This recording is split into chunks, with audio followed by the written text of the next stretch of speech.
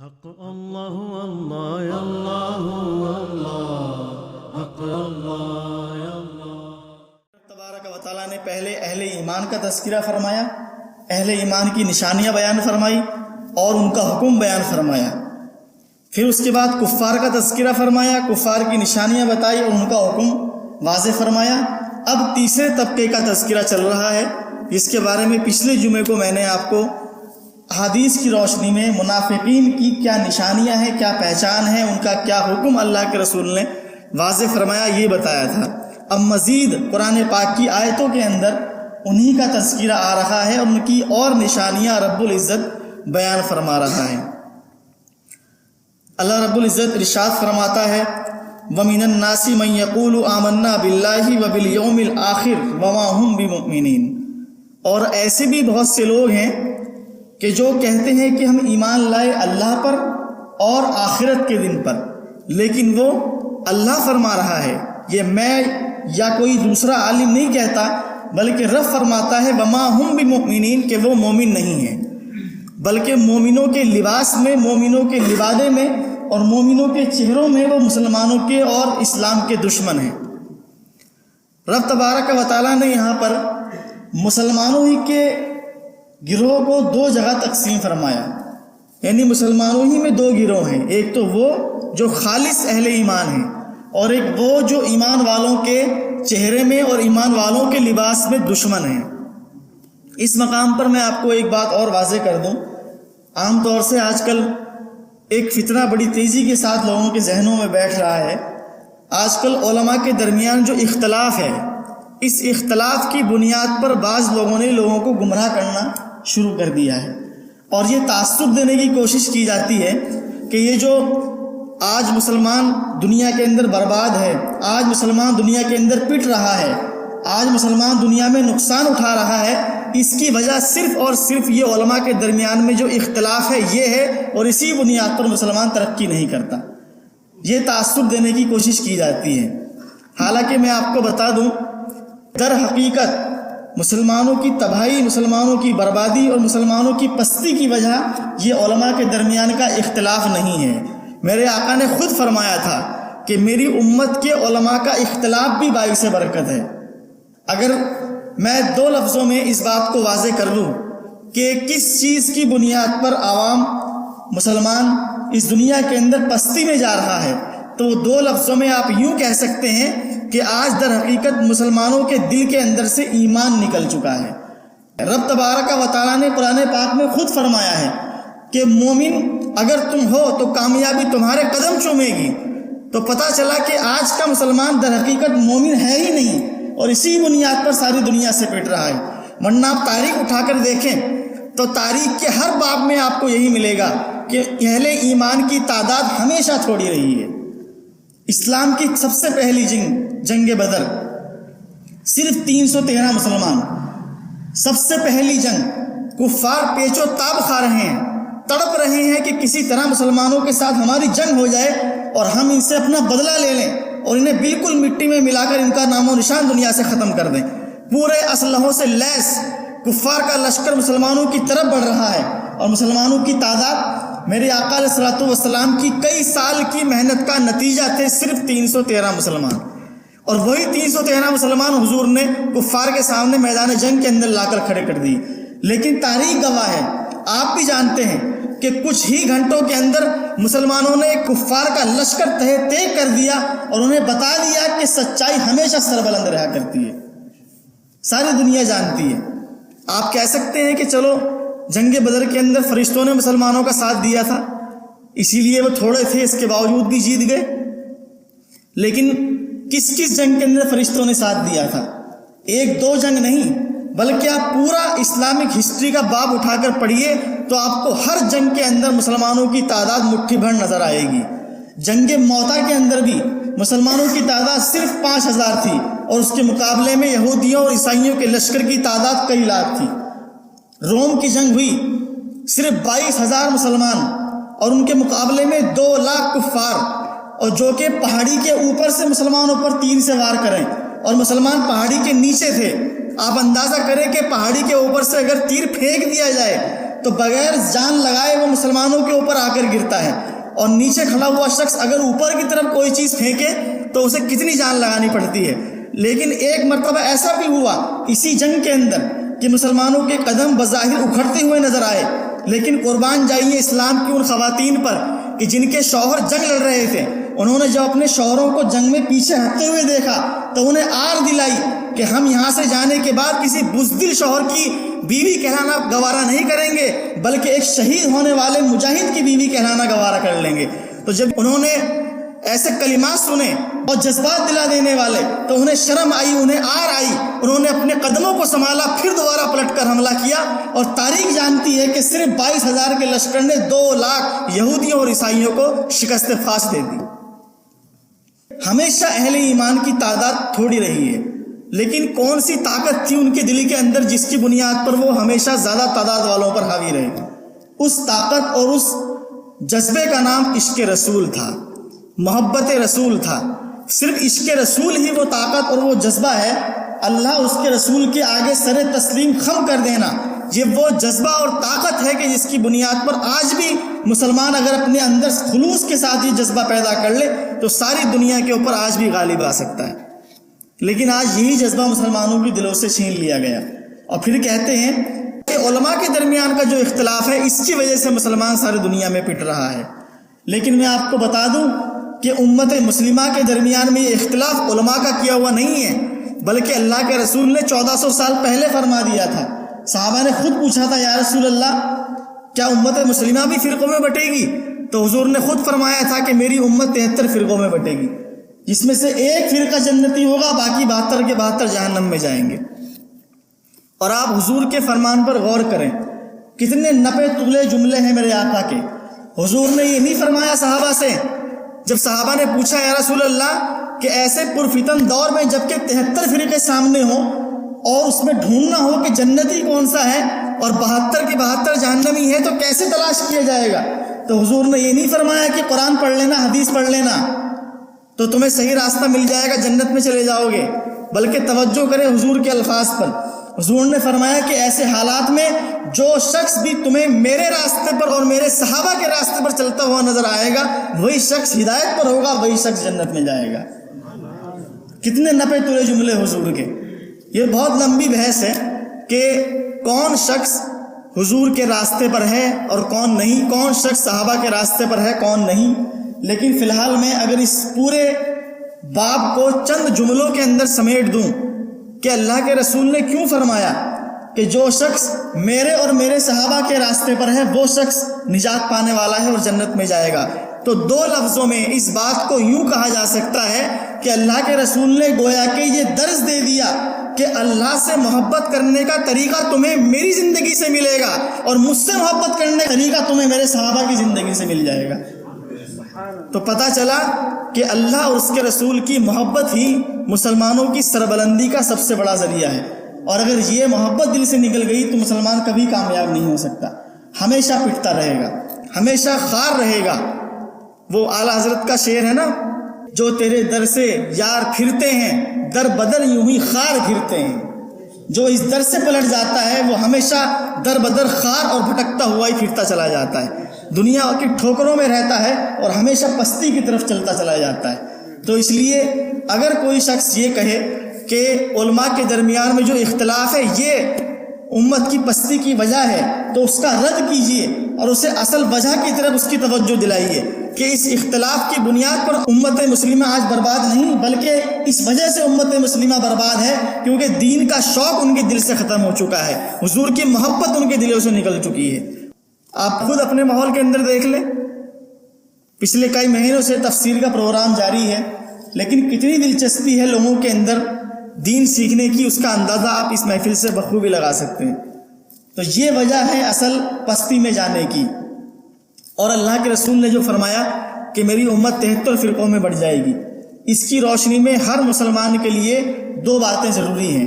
پہلی چیز تو یہ کہ اس کے لیے ضروری ہے کہ وہ تلاش کرے اور اتنا علم حاصل کرے کہ دیکھ سکے کہ وہ 73واں فرقہ جس کے بارے میں حضور نے فرمایا کہ جس پر میں اور میرے صحابہ ہیں وہ جنت میں جائے گا، اس فرقے کو ڈھونڈ سکے، تلاش کر سکے اور اس کے ساتھ لگ سکے، اتنا علم حاصل کرنا ہر مسلمان کے لیے ضروری، کیونکہ جب اسے پتہ ہی نہیں ہوگا کہ اللہ کے رسول کا اور صحابہ کا طریقہ کیا ہے تو وہ یہ کیسے اندازہ لگائے گا کہ کون اللہ کے رسول کے طریقے پر ہے اور کون صحابہ کے طریقے پر ہے یا کون نہیں ہے۔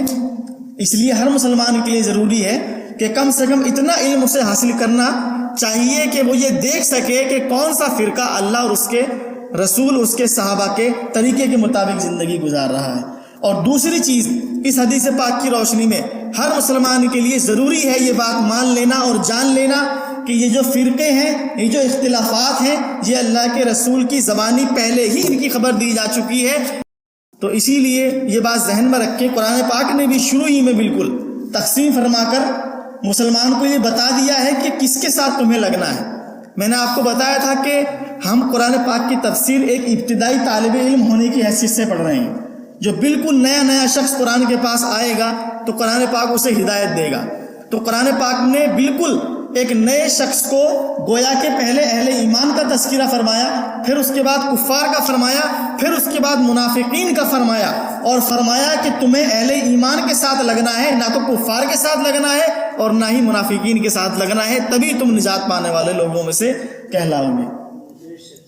تو رب تبارک و تعالیٰ نے ارشاد فرمایا وَمِنَ النَّاسِ مَن يَقُولُ آمَنَّا بِاللَّهِ وَبِالْيَوْمِ الْآخِرِ وَمَا هُم بِمُؤْمِنِينَ، اور کچھ لوگ کہتے ہیں کہ ہم اللہ اور قیامت کے دن پر ایمان لائے، لیکن اللہ فرماتا ہے وہ مومن نہیں ہیں۔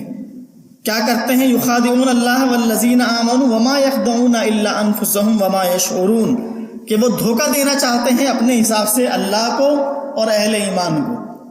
پچھلی بار بھی میں نے بتایا تھا کہ نہ تو اللہ کو کوئی دھوکہ دے سکتا ہے اور نہ ہی اہل ایمان کو۔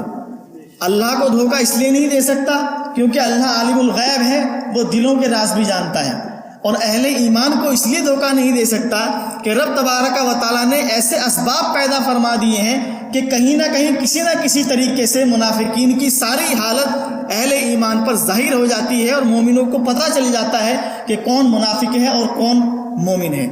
اس کی مثال بھی میں نے آپ کو پچھلے ہفتے دی تھی کہ امام صاحب کے پیچھے ایک شخص نماز پڑھتا ہے، باہر جا کر ان کی برائیاں کرتا ہے، اور جس سے برائی کرتا ہے وہ امام صاحب سے بھی تعلق رکھتا ہے۔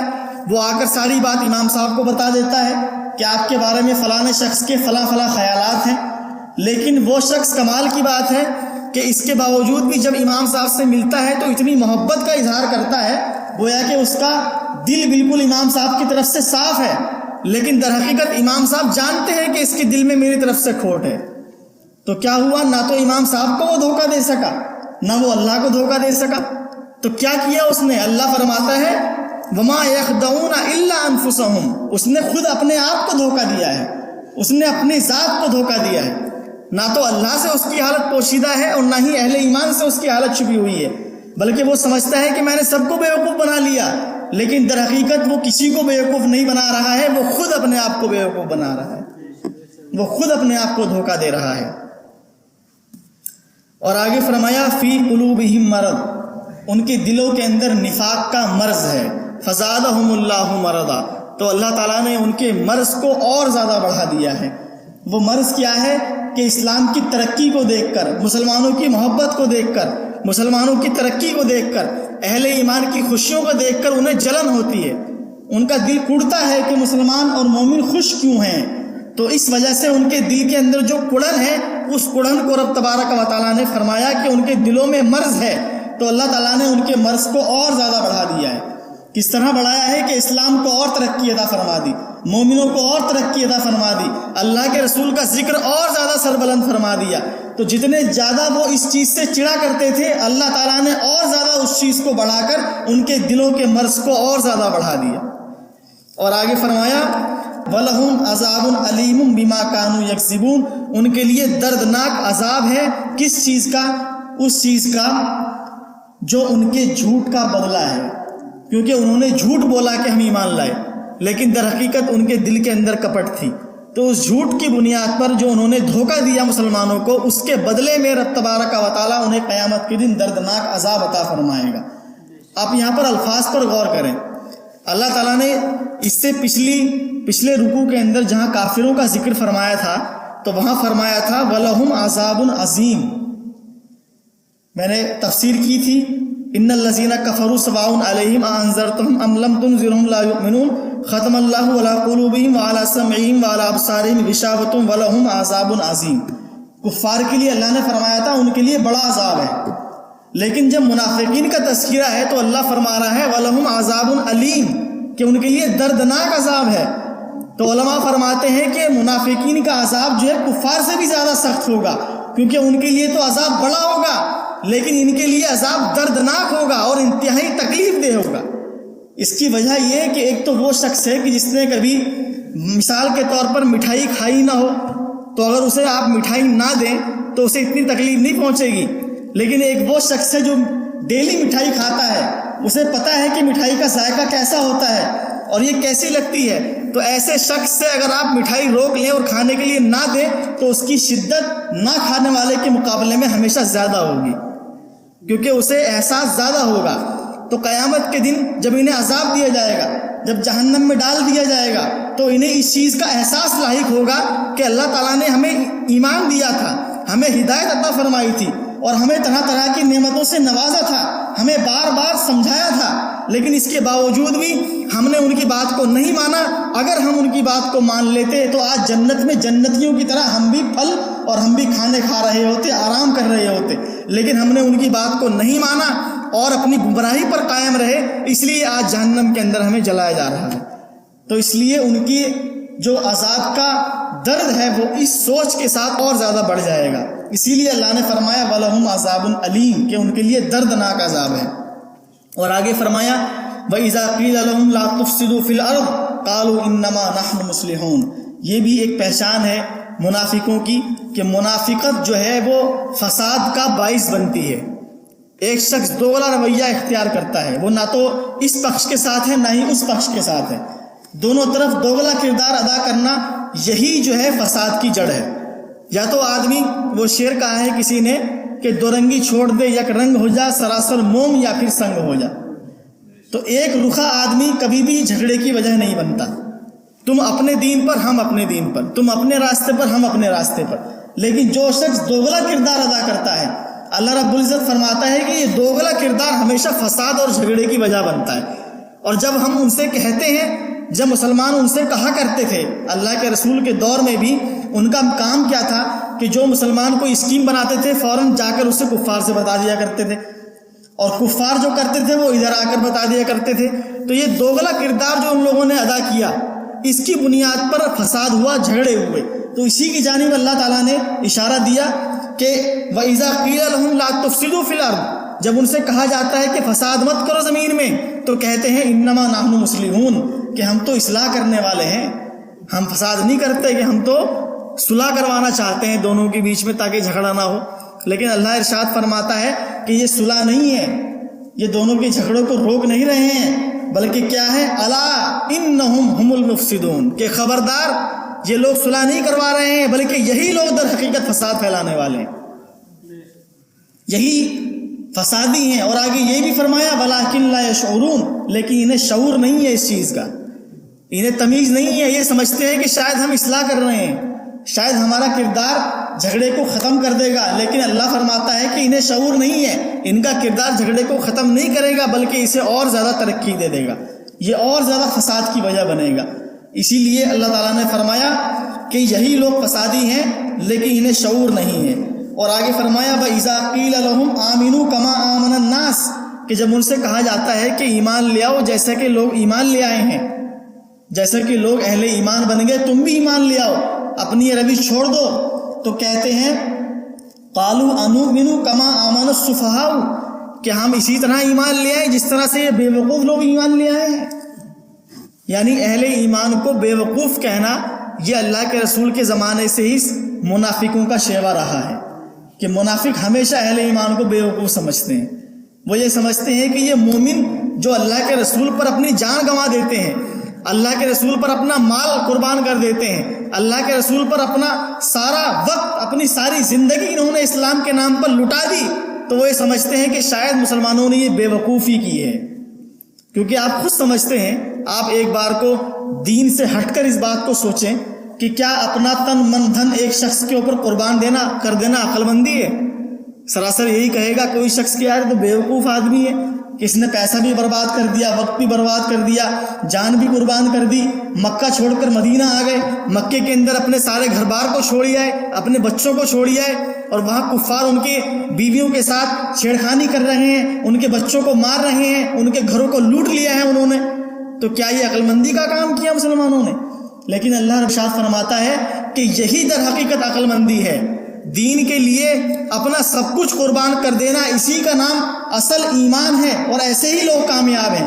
اور جو شخص دنیاوی فائدوں کے لیے دین کے معاملے میں مصلحت سے کام لے اور کفار کے ساتھ صلح کرے، وہ شخص ہمیشہ ناکامیاب ہے. اور رب تبارک و تعالیٰ نے ایسے لوگوں کے لیے جہنم کی آگ تیار کر رکھی ہے. تو اللہ نے ارشاد فرمایا کہ ایسے لوگوں سے جب کہا جاتا ہے کہ ایمان لے آؤ جس طرح لوگ ایمان لے آئے ہیں، تو کہتے ہیں کہ کیا ہم بے وقوفوں کی طرح ایمان لے آئیں؟ یعنی اہل ایمان کو وہ بے وقوف سمجھتے ہیں. لیکن اللہ نے آگے فرمایا الا انہم ہم السفہاء ولکن لا یعلمون، کہ خبردار اے لوگو، یہ جو اپنی جان مال اور سب کچھ اللہ کے رسول پر قربان کر کے بیٹھے ہیں، یہ جو اپنا سب کچھ میرے محبوب پر لٹا کر بیٹھے ہیں، یہ بے وقوف نہیں ہے، بلکہ جو انہیں بے وقوف سمجھتا ہے در حقیقت وہی شخص بے وقوف ہے. اللہ انہم ہم السفہاء، خبردار اے لوگو، یہی لوگ بے وقوف ہیں، ولکن لا یعلمون، لیکن یہ لوگ جانتے نہیں ہیں، انہیں اس چیز کا علم نہیں ہے. انہیں تو علم جب ہوگا جب قیامت قائم ہوگی، جب دودھ کا دودھ پانی کا پانی ہوگا، جب انہیں جہنم میں ڈالا جائے گا، تب انہیں پتہ چلے گا کہ بے وقوف کون تھا اور عقل مند کون تھا. اسی لیے اللہ نے فرمایا الا انہم ہم السفہاء ولکن لا یعلمون، کہ خبردار یہی لوگ بے وقوف ہیں لیکن یہ لوگ جانتے نہیں ہیں. اور آگے فرمایا وَإِذَا لَقُوا الَّذِينَ قَالُوا آمَنَّا وَإِذَا خَلَوْا إِلَىٰ شَيَاطِينِهِمْ قَالُوا إِنَّ مَعَكُمْ إِنَّمَا نَحْنُ مُسْتَهْزِئُونَ.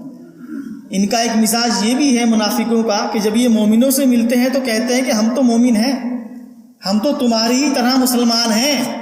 لیکن جب اپنے شیطانوں سے ملتے ہیں، جب مومنوں کے سامنے نہیں ہوتے، اپنے دوست و احباب کی مجلس میں ہوتے ہیں، تو کہتے ہیں کہ ہم تو ان سے مذاق کرتے ہیں، ہم تو ان کے ساتھ نہیں، ہم تو تمہارے ساتھ ہیں. تو یہ منافقوں کا مزاج ہوتا ہے. آج بھی اس مزاج کے لوگ دنیا کے اندر پائے جا سکتے ہیں کہ جب اہل ایمان سے ملیں گے تو کہتے ہیں ہم تو تمہارے ساتھ ہیں، جب اپنے شیطانوں سے ملیں گے تو ان سے کہتے ہیں کہ ہم تو تمہارے ساتھ ہیں، ہم تو ان سے مذاق کرتے ہیں، تاکہ انہیں دھوکہ دیا جا سکے، ان کی محبت کا جھانسا دے کر ان کے اندر گھسا جا سکے، ان کے رازوں کو معلوم کیا جا سکے. اس لیے ہم ان سے کہتے ہیں کہ ہم تو ایمان لائے، لیکن در حقیقت ہم تو تمہارے ساتھ ہیں، ہم تو ان کے ساتھ مذاق کرتے ہیں. لیکن اللہ ارشاد فرماتا ہے کہ وہ کیا مذاق کریں گے، ان پر تو اللہ نے پہلے ہی روشن کر دیا. ایمان والے تو جانتے ہیں کہ یہ منافق ہیں، اس لیے ان سے کیا مذاق کریں گے، بلکہ اللہ نے خود فرمایا اللہ یستہزئ بہم، اللہ ان سے استہزاء فرماتا ہے جیسا شان کے لائق ہے. استہزاء فرمانے کے معنی پر یہاں تھوڑا سا میں کلام کرنا چاہوں گا مختصراً. استہزاء کے معنی مذاق کرنے کے ہیں کہ دل میں ارادہ کچھ اور ہو اور زبان پر الفاظ کچھ اور ہوں، اسے استہزاء کہتے ہیں. کہ زبان سے تو میں یہ کہوں کہ ارے کتنا بہترین کھانا بنایا ہے آپ نے، لیکن میرے دل کے اندر در حقیقت اس کھانے کی تعریف نہیں ہے بلکہ اس کا مذاق اڑانا مقصد ہے. تو اس چیز کو استہزاء کہتے ہیں عربی زبان میں. تو منافقین کا یہ مزاج تھا کہ جب وہ اہل ایمان کو دیکھتے تھے تو ان سے کہتے تھے کہ ہم تو تمہارے طرح ہیں، ہم تو تمہاری طرح ایمان لے آئے ہیں، لیکن در حقیقت وہ ایمان والے نہیں تھے، بلکہ وہ مومنوں کے ساتھ مذاق کیا کرتے تھے، ان کا مذاق اڑایا کرتے تھے. مفسرین فرماتے ہیں کہ ایک مرتبہ عبداللہ ابن ابی، جس کے بارے میں نے آپ کو بتایا تھا کہ یہ منافقوں کا سردار تھا مدینے کے اندر، ایک مرتبہ ہوا کیا کہ صحابہ کرام کی جماعت آ رہی تھی. صحابہ کرام کہیں سے آ رہے تھے، حضرت ابوبکر صدیق تھے، حضرت عمر تھے، حضرت علی تھے، حضرت عثمان تھے. تو یہ عبداللہ ابن ابی جو منافق تھا، یہ اپنے دوستوں کے پاس کھڑا ہوا تھا.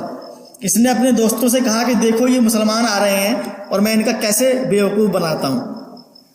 جیسے ہی حضرت ابوبکر صدیق آئے تو وہ فوراً آگے بڑھا اور حضرت ابوبکر صدیق کا ہاتھ پکڑ کر بولا کہ اے ابوبکر، آپ کو تو اللہ نے بڑا مرتبہ دیا ہے، آپ تو اللہ کے رسول کے دوست ہیں، آپ تو یہ ہیں، آپ تو وہ ہیں، آپ تو بڑے بہترین شخص ہیں امت مسلمہ کے اندر. ان کی تعریف کرنے لگا. پھر ان کا ہاتھ چھوڑ کر حضرت عمر کا ہاتھ پکڑ لیا حضرت عمر کی بھی ایسی تعریف کرنے لگا. پھر حضرت عمر کا ہاتھ چھوڑ کر حضرت عثمان کا پکڑ لیا, پھر ان کی بھی ایسی تعریف کرنے لگا.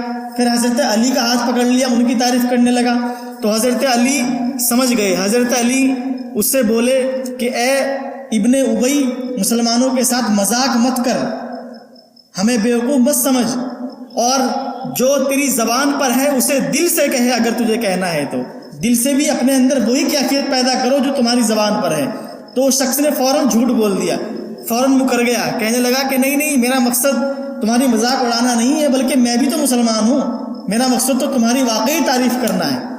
تو جب یہ بات ہوئی تو صحابہ چلے گئے. تو عبداللہ ابن ابی جو اس کے دوست کھڑے ہوئے تھے, ان سے بولا کہ دیکھو میں نے کیسے ان کا بیوقوف بنا دیا, معاذ اللہ. تو اسی چیز کو رب تبارک و تعالیٰ نے قرآن پاک میں ارشاد فرمایا, وَإِذَا لَقُوا الَّذِينَ آمَنُوا, جب ایمان والوں سے ملتے ہیں تو کہتے ہیں کہ ہم تو تمہارے ساتھ ہیں. وَإِذَا خَلَوْا إِلَىٰ شَيَاطِينِهِمْ, جب اپنے شیطانوں کے پاس خلوت میں ہوتے ہیں, تنہائی میں ہوتے ہیں, تو کہتے ہیں کہ ہم تو تمہارے ہی ساتھ ہیں, ہم تو ان سے مذاق کر رہے تھے. لیکن اللہ ارشاد فرماتا ہے کہ یہ کیا مذاق کریں گے, بلکہ اللہ ان سے استہزاء فرماتا ہے. یہاں استہزاء کا لفظ اللہ نے ارشاد فرمایا. بعض لوگوں نے اس کا ترجمہ کیا کہ اللہ ان سے مذاق کرتا ہے, لیکن بظاہر اگر آپ عربی سے اردو میں اسے کنورٹ کر دیں گے, تبدیل کر دیں گے, تو اس لفظ کا یہی ترجمہ کیا جائے گا کہ اللہ ان سے مذاق کرتا ہے. لیکن در حقیقت اللہ مذاق کرنے سے پاک ہے. لیکن عربی زبان میں ایک قاعدہ ہے, اور وہ یہ کہ بعض دفعہ سزا دینے کے لیے بھی اسی لفظ کا استعمال کیا جاتا ہے جو لفظ سامنے والے کی زبان سے نکلا ہوتا ہے. اس کی ایک مثال دے کر میں آپ کو سمجھا دوں, آپ بالکل اچھی طرح اس بات کو سمجھ جائیں گے. مثال کے طور پر آپ کا بچہ کہیں سڑک میں کھیل رہا تھا, آپ نے بھیجا تھا اپنے بچے کو کوئی سامان لینے کے لیے, لیکن بجائے سامان لینے کے وہ بچہ کھیل کود میں لگ گیا. کچھ بچے میچ کھیل رہے تھے, کرکٹ کھیل رہے تھے, وہ بچہ بجائے سامان لینے کے کرکٹ میں مشغول ہو گیا. اب اچانک آپ کا گزر وہاں پر ہوا, آپ وہاں پر گزرے تو آپ نے دیکھا کہ میں نے تو اسے سامان لینے کے لیے بھیجا تھا, یہ کرکٹ کھیل رہا ہے. تو آپ اس سے کیا کہیں گے کہ آجا گھر تجھے کرکٹ کھلواتا ہوں. تو اس کا مطلب کیا ہے؟ اس کا مطلب یہ نہیں ہے کہ گھر جا کر آپ اس کے ساتھ کرکٹ کھیلیں گے. اس کا مقصد یہ ہے کہ میں تمہیں گھر چل کے سزا دوں گا. تو یہاں پر بھی اللہ تعالیٰ نے وہی لفظ استعمال فرمایا ہے جو لفظ کفار کی زبان سے نکلا تھا. کفار کہتے ہیں ہم ایمان والوں کے ساتھ مذاق کرتے ہیں, تو اللہ رب العزت نے وہی لفظ ارشاد فرمایا اور فرمایا کہ آؤ ہم تمہارے ساتھ مذاق کرتے ہیں. مذاق کا مقصد یہاں پر مذاق کرنا نہیں ہے, بلکہ مذاق کا مقصد یہاں سزا دینا ہے. یعنی قیامت کے دن اللہ تبارک و تعالیٰ انہیں سزا دے گا. اور ایک روایت یہاں پر یہ بھی آئی ہے کہ قیامت کے دن حساب و کتاب کے بعد جب منافقین جہنم میں بھیج دیے جائیں گے اور جہنم میں جلائے جائیں گے, اور جنتی جنت میں بھیج دیے جائیں گے, جنتی آرام سے جنت کے اندر رہ رہے ہوں گے, تو منافقین اور جنتیوں کے بیچ میں جو پردہ ہے اسے تھوڑی دیر کے لیے اٹھا دیا جائے گا. تو جب پردہ اٹھے گا, جہنم میں جلنے والے منافقین جنتیوں کو جب دیکھیں گے بیٹھا ہوا, تو ان کی طرف دوڑنا شروع کر دیں گے. وہ یہ سوچیں گے کہ بھاگ کر جہنم سے باہر نکل جاؤ. لیکن روایت میں آتا ہے کہ جیسے ہی وہ بھاگ کر جہنم سے باہر نکلنا چاہیں گے اور نکلنے ہی والے ہوں گے, تو فوراً ان کے اور جنتیوں کے بیچ میں ایک پردہ پھر سے حائل کر دیا جائے گا. تو وہ فوراً ٹھٹک کر وہیں ایک دم سے رہ جائیں گے بھاگتے بھاگتے. تو اسی کی طرف اشارہ ہے. تو جیسے دنیا کے اندر تم نے ایمان والوں کے ساتھ مذاق کیا تھا, آج تمہارے ساتھ بھی جہنم کے اندر وہی مذاق کیا جا رہا ہے. اسی کی طرف اشارہ دیا اللہ تعالیٰ نے کہ کہتے ہیں کہ ہم تو ایمان والوں سے مذاق کرتے ہیں, لیکن اللہ ان سے استہزاء فرماتا ہے جیسا اس کی شان کے لائق ہے. وَيَمُدُّهُمْ فِي طُغْيَانِهِمْ يَعْمَهُونَ, اور اللہ انہیں ڈھیل دیتا ہے کہ وہ اپنی سرکشی کے اندر بھٹکتے رہیں. انسان کی سب سے بڑی گمراہی, انسان کی سب سے بڑی بدنصیبی یہی ہے کہ وہ گناہ پہ گناہ کرتا چلا جائے اور گمراہ پہ گمراہ ہوتا چلا جائے, لیکن اسے اپنی گمراہی کا احساس تک بھی نہ ہو. اسی کی طرف اللہ تعالیٰ نے ارشاد فرمایا کہ ایسا کردار جو ہے, جو منافقانہ کردار ہے, یہ انسان کی عقل پر ایسا پردہ ڈال دیتا ہے کہ انسان گمراہی میں اتنا آگے نکل جاتا ہے, لیکن اس کے باوجود وہ یہی سمجھتا رہتا ہے کہ شاید میں ہی حق پر ہوں. اسے کبھی احساس ہی نہیں ہوتا اس بات کا کہ میں گمراہی پر ہوں. اسی کی طرف اللہ نے ارشاد فرمایا کہ اللہ نے انہیں ڈھیل دے رکھی ہے. وہ سمجھتے ہیں کہ شاید ہم ہدایت پر ہیں, ہم نجات پائیں گے, اور انہیں کبھی بھی پلٹنے کا احساس ہی نہیں ہوتا. لیکن اللہ تعالیٰ فرماتا ہے کہ وہ گمراہی پر ہیں اور اللہ تعالیٰ نے انہیں ڈھیل دے رکھی ہے تاکہ وہ اس چیز کو محسوس ہی نہ کر سکے اور نہ ہی انہیں کبھی توبہ کی توفیق ہوگی. وَيَمُدُّهُمْ فِي طُغْيَانِهِمْ يَعْمَهُونَ، اور اللہ تعالیٰ نے انہیں ڈھیل دے رکھی ہے کہ وہ اپنی سرکشی کے اندر، اپنی گمراہی کے اندر بھٹکتے چلے جائیں. حق اللہ اللہ یا اللہ